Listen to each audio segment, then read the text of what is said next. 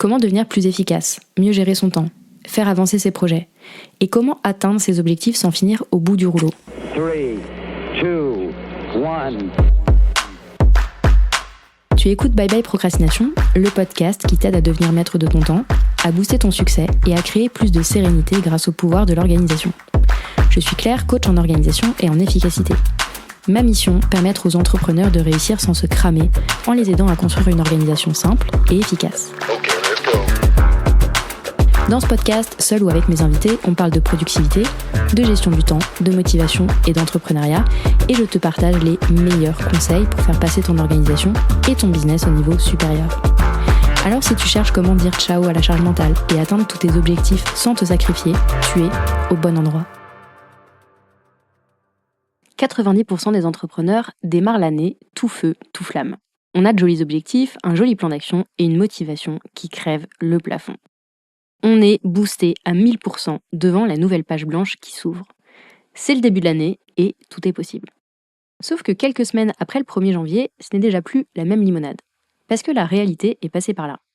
Et souvent, tu te rends compte que si ça paraissait facile sur le papier, le passage à l'action n'est pas forcément évident.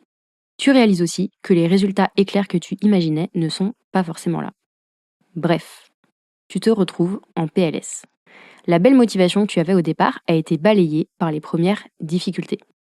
Avant de parler de solutions et de te donner des conseils pour rester motivé malgré cette difficulté, je pense que c'est important de faire 2 grosses mises au point. La première mise au point, c'est tout simplement que la difficulté fait partie du chemin.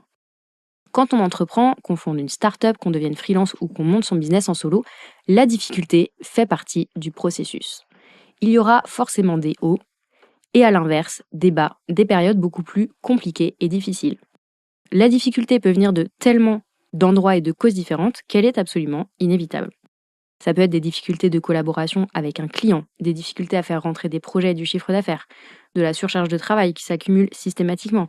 Ça peut être de se rendre compte qu'on a perdu des milliers d'euros en faisant confiance aux mauvaises personnes.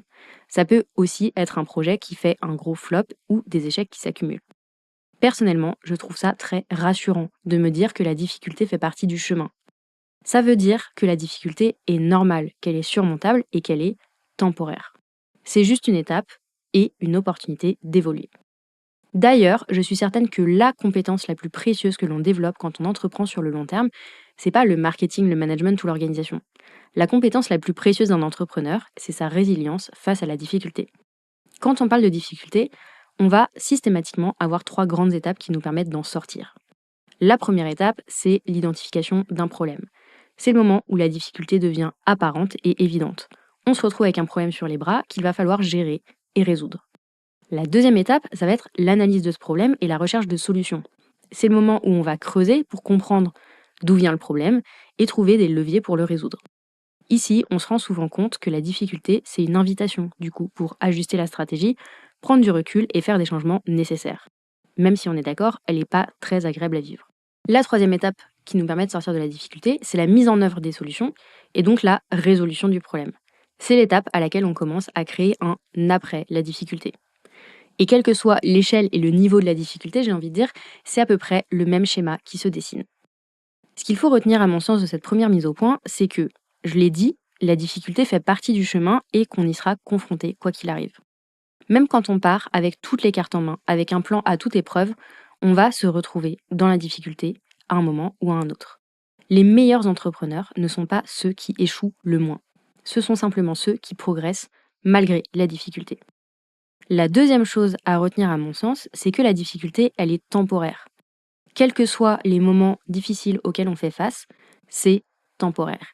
Il y a nécessairement un moment où on va mettre le doigt sur des solutions pour faire évoluer les choses et sortir de la tourmente.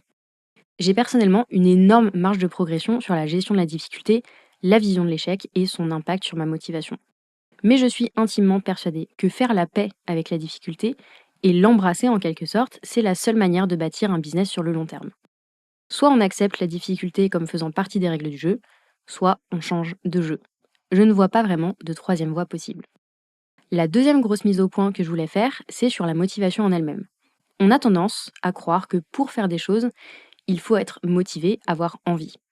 Bref, il faudrait être rempli d'enthousiasme à l'idée d'avancer sur ses projets et d'épiler les tâches de sa to-do. Sauf que la réalité, toi et moi, on la connaît. Aucun entrepreneur et même aucun humain n'est enthousiaste et motivé 100% du temps. Personne n'est motivé tous les jours de toute sa vie pour faire des trucs. La réalité, c'est que comme 100% des humains et des humaines, tu vas avoir des jours avec et des jours sans. Les jours avec, c'est facile parce que la motivation, elle est là et que tu vas passer à l'action très naturellement. Le problème, c'est que les jours sans, tu ne peux pas compter sur ta motivation pour te faire bouger. En fait, la motivation, c'est ta pire amie ou ta meilleure ennemie. Je ne suis pas encore vraiment décidée. Mais toujours est-il que la motivation est inconstante. Et tu ne peux pas, 1, attendre d'être motivé pour agir, et 2, ne faire que les choses qui te font envie. Ça, c'est le meilleur moyen de te planter. La motivation, c'est donc ta pire amie. Elle est inconstante, elle te fera faux bond au pire moment, elle va poser sa dème sans préavis, bref, tu ne peux pas compter sur elle pour passer à l'action. Je pense que tu l'as compris, inutile d'imaginer que tu seras toujours motivé pour avancer. Je peux te garantir que comme tout le monde, ta motivation va faire les montagnes russes. Et dès que la difficulté va pointer le bout de son nez, tu peux me croire que c'est le meilleur moment que ta motivation va choisir pour se faire la malle. Donc si on résume ces 2 petites mises au point. Premièrement, la difficulté est inévitable, quels que soient tes projets et tes objectifs. Et deuxièmement, tu ne peux pas compter sur ta motivation, qui est une amie très, très infidèle. En fait, la question, ce n'est donc pas tant de savoir comment tu peux rester motivé face à la difficulté. La question, c'est plutôt de savoir comment est-ce qu'on peut continuer d'avancer et d'agir malgré la difficulté. Et la différence, elle est fondamentale. Maintenant qu'on a dit ça, je voulais te partager quelques pistes de réflexion sur les leviers que tu peux activer pour rester dans l'action quand tu es dans des moments difficiles. Le premier conseil que je donnerais à quelqu'un qui a du mal à faire face au up and down de l'entrepreneuriat, ce serait de se reconnecter à son pourquoi. Le pourquoi, c'est l'essence même de ce qui t'a motivé à te lancer et de ce qui te fait persévérer dans tes projets. C'est le sens que tu mets dans ton travail et qui guide tes décisions, tes actions. On a tendance à associer le pourquoi à l'ambition et au toujours plus. Mais à mon sens, le pourquoi, il est d'abord émotionnel. C'est le moteur interne qui nous pousse à nous mettre en action. En fait, le pourquoi, c'est la réponse à une question toute simple mais puissante. Pourquoi est-ce que tu fais ce que tu fais, au-delà de gagner de l'argent? Le pourquoi, il est souvent personnel. On devient entrepreneur pour la liberté, pour l'indépendance, pour la créativité, pour le confort matériel potentiellement que ça peut nous apporter. Mais notre pourquoi, il est aussi souvent lié à une certaine vision du monde que l'on veut porter à travers notre travail. Si je prends mon exemple, mon pourquoi personnel, c'est d'abord la liberté de travailler selon mes règles du jeu et l'indépendance de donner vie à mes idées comme j'en ai envie. Et le deuxième pourquoi, c'est que je suis absolument persuadée qu'entreprendre, ça ne devrait pas être une course contre la montre ou un état de stress permanent. Et j'ai envie d'aider en fait les entrepreneurs à se libérer de la surcharge et de la charge mentale. Ici, c'est vraiment ma mission, le sens que je donne à tout ce que je fais. Si je te parle du pourquoi, c'est parce que, à mon sens, c'est une véritable boussole quand on fait face à la difficulté. Quand tu es dans le jus et que tu remets les choses en perspective avec ton pourquoi, les choses prennent une toute autre profondeur et un sens très différent. Donc remettre le doigt sur ton pourquoi quand tu es dans la difficulté, c'est une bonne manière de réactiver non pas une motivation superficielle et un enthousiasme superficiel, mais au contraire les motivations profondes, c'est-à-dire le moteur qui te pousse à avancer. Le deuxième conseil que je donnerais pour être plus résilient face à la difficulté, c'est de construire une méthode de travail qui ne repose pas sur ta motivation. Je vais te dire un secret assez inavouable. Je suis quelqu'un d'assez peu motivé et très peu discipliné de manière générale. Si j'écoutais que mes envies, je passerais probablement ma vie dans mon canapé, à manger des céréales, en regardant des séries et en ponçant YouTube. On n'est pas dans le glamour et pas vraiment dans l'image qu'on se fait de la productivité. Quand je sens que je ne suis pas motivée, et tu l'as compris, ça arrive souvent, je me concentre sur une seule chose, ma routine de travail. J'ai mis en place, au fur et à mesure du temps, un certain nombre de routines de travail, de process, qui me permettent de me mettre en mode pilote automatique et de ne pas compter sur ma motivation totalement défaillante pour agir. Je ne me demande pas si j'ai envie de faire ma compta ou pas. J'ai un jour dans le mois qui est désigné pour tout ce qui est administratif. Que la motivation soit là ou pas, je ne me pose pas de questions. Je suis le process et je me concentre sur les tâches, un petit pas à la fois. Je ne me demande pas si j'ai envie de publier un épisode de podcast ou pas. Je prends mon ordinateur et je me mets à taper sur mon clavier pour vous proposer le meilleur épisode possible à l'instant T. Évidemment, c'est pas quand j'ai le moral au fond des chaussettes que je suis capable de mettre en place ces routines, ces process et ces méthodes. Je fais cet effort quand ma motivation est au plus haut. Pour chaque aspect de mon business, pour chaque projet, je m'efforce quand je suis super enthousiaste et super motivée de créer un plan d'action très précis. Et dans ce plan d'action, je vais mettre les tâches que j'ai à faire et des deadlines clairs. Une fois que j'ai une feuille de route, en fait, j'ai moins besoin d'avoir de la motivation parce que je vais simplement faire de mon mieux avec l'énergie que j'ai de disponible et me concentrer sur la recette en quelque sorte que j'ai créée. Je vais me concentrer sur les cases à cocher, un petit pas à la fois. Est-ce que ça veut dire que mes baisses de motivation n'impactent absolument pas mon business? Évidemment que non. Mais le fait de construire un plan quand je suis dans un pic de motivation sur ce que j'ai à faire, ça me permet de me concentrer sur l'essentiel quand je suis face à une difficulté, un échec ou que ma motivation est portée disparue. Fais des plans d'action solides quand ta motivation est au top. Et fais confiance à ce plan quand les choses sont plus difficiles. C'est ce qu'on appelle se concentrer sur le processus au lieu de regarder les résultats. Un boulanger ne se demande pas s'il est motivé pour faire ses baguettes et ses croissants le matin à 4 heures. Il a juste une routine de travail et un plan qui lui donne un cadre et qui l'aide à avancer sans se poser trop de questions. Le troisième conseil que je donnerais pour retrouver de la motivation et retrouver ta capacité à agir quand on est dans la difficulté, c'est tout simplement d'en parler. Je sais, c'est tout bête, mais je vois vraiment trop d'entrepreneurs qui sous-estiment le fait d'extérioriser leurs difficultés. Extérioriser quelque chose, ça peut passer par la parole, mais aussi par l'écriture par exemple. Et si j'ai mis ce conseil dans cet épisode, c'est parce que en tant que coach, je suis très bien placée pour mesurer la puissance de la parole et de l'extériorisation. Parler de ses difficultés, des défis auxquels on fait face, ça ne veut pas forcément dire qu'on va être en mode pleureuse. C'est simplement que tu te donnes l'opportunité de prendre de la distance par rapport aux problèmes auxquels tu fais face. Si tu restes seul face à ton problème en le retournant 1000 ans dans ta tête, c'est comme si tu restais le nez collé sur le mur que tu as envie de franchir. Exprimer le problème à voix haute et en parler sous toutes ses coutures, c'est déjà une approche analytique du problème. Et surtout, ça permet de trouver des solutions. C'est choisir, en fait, de décoller ta tête du mur et de créer une vue plus large. Parler de ces défis, ça va te permettre tout simplement de 1. Dédramatiser et 2. De prendre du recul. Et les solutions aux problèmes qu'on a sont peut-être déjà là, mais simplement on a du mal à les voir quand on reste dans notre tête. C'est pas pour rien que l'entourage est primordial quand on est entrepreneur.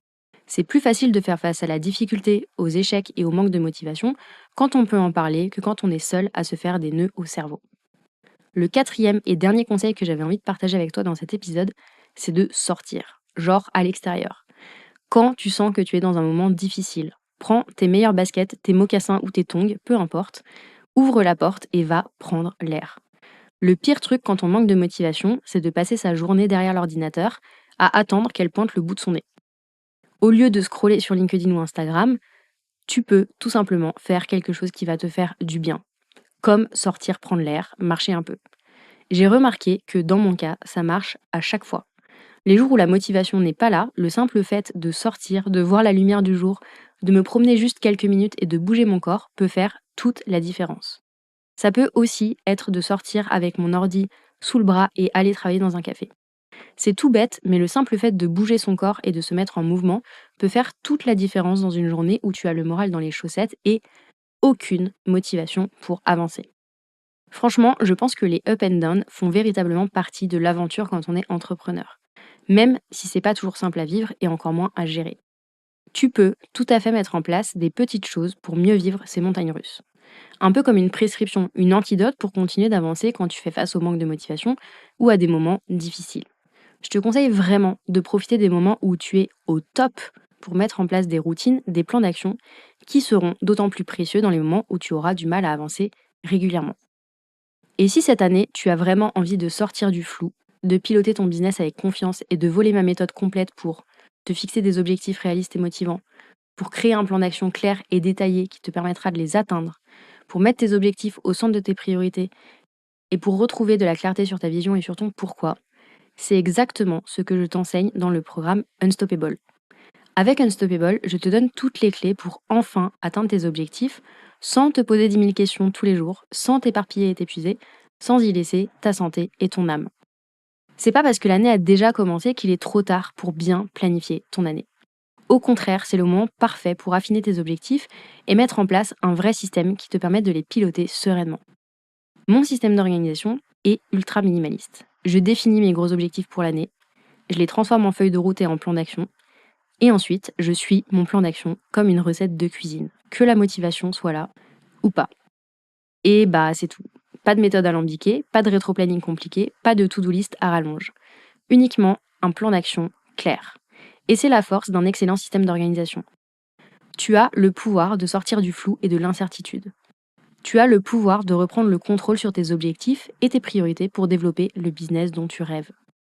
Pour découvrir Unstoppable, tu peux suivre le lien dans la description de cet épisode. J'ai hâte de t'accueillir dans le programme et de te retrouver la semaine prochaine pour un nouvel épisode de podcast. À très vite.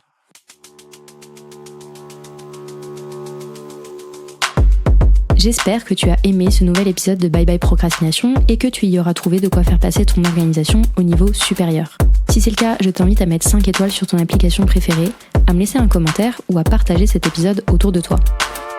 Et si tu veux aller plus loin et obtenir des conseils personnalisés pour décupler ta productivité, tu peux commencer avec mon quiz gratuit Ton plan productivité personnalisé en 6 minutes top chrono. En faisant le quiz, tu reçois directement dans ta boîte email des conseils sur mesure pour booster ta productivité en fonction de ton profil.